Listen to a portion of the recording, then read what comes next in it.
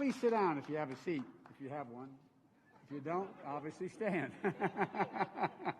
And by the way, you're making me famous on television. I tell you. They asked me, is that my sister? I said, yeah. Look, the thing I love about being here, and it's been about a year since September I was here last at this very spot, is the one thing we have in common, and I mean this sincerely. I first ran for the United States Senate years ago, and I had one billboard. It said, for all our families. For real. That's all it said. That's all my literature, for all our families. And the thing I love about y'all, it's all about family. It's about family. It's about family and faith and loyalty. And that's what I think every time I think of here. And so I want to thank you. Now, I tell you what, Edgar planned on bringing in 20 horses in here, but he couldn't get them in today. Tell you what, I've had people campaign for me. I've never had them go through the neighborhoods with me on horses. But my dad, who was a real equestrian, would have really been flattered to know you're doing this. Folks, look, it's great to be back at the center. And I don't have to tell you all, there's so much at stake. And, here we are. We've gone through so much since I was here last. Because of the incompetence of this administration, 200,000, 10,000 people dead. We're in a situation where that's 40,000 Latinos nationwide. 40,000. 30 million people lost their jobs. 3 million Latinos lost their jobs. 1 in 3 Latino businesses have closed. And the deep racial injustices that Trump continues to fan the flames of. It's just wrong. We have to end this cycle where in good times you're being left behind, in bad times you're the first in trouble, and as we come out, always the last to come out.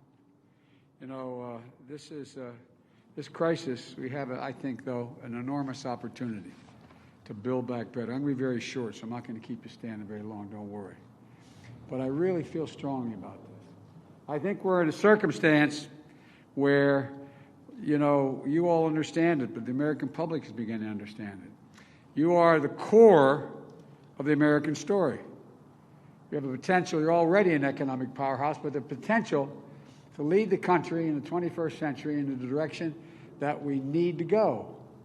You have close to 20% of the population in the United States, 24 out of every 100 kids in grade school through high school are Latino, and it's ridiculous that we continue to policies that this administration has moved forward on and not embrace that and see it as our future.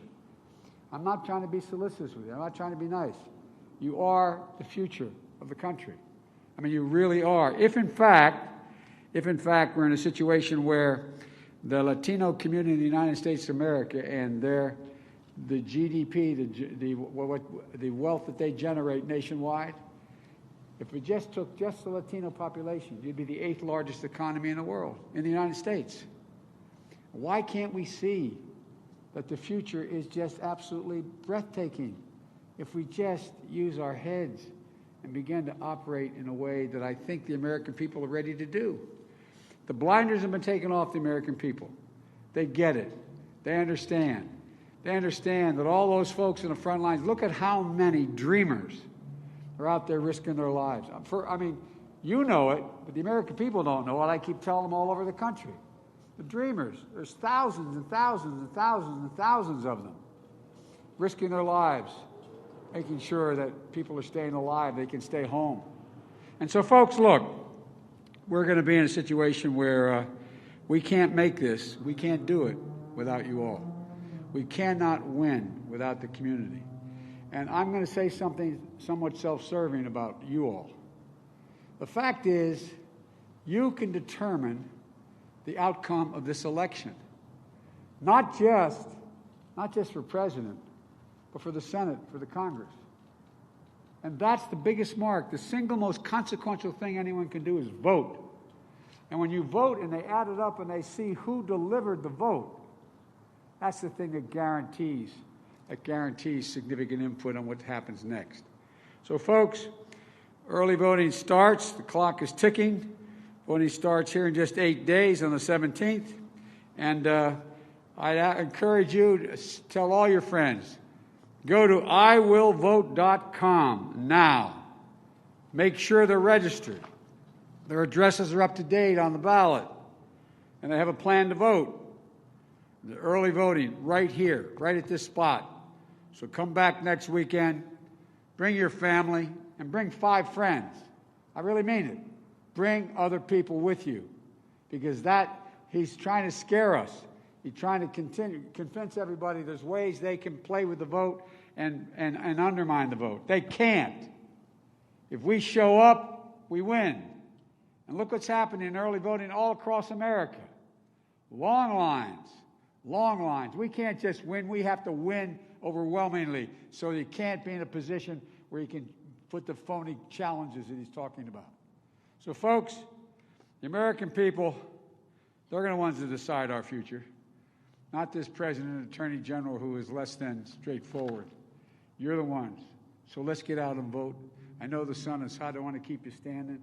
And I want to thank the elected officials. This we call, and I tell them, this we call a busman's holiday. That means, when a busman has a holiday, he has a day off, the guy driving, he doesn't get back on a bus. Well, these folks are all on the bus. They're elected officials, and here another elected official. I can't thank you enough for your support. I give you my word. I will do everything in my power to deliver on all that I've said. I mean it from my heart. You are family. Family and faith are what's driven this community and is going to drive this country. And so, folks, let's go get them. Every time I'd walk out of my grandpop, my grandpop wasn't...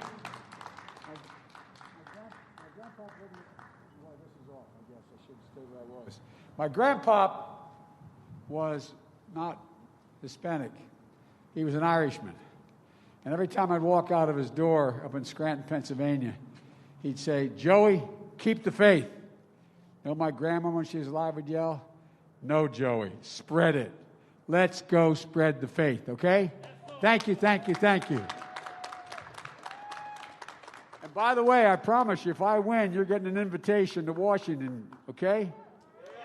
Not a joke. Not a joke. So thank you. You're the best.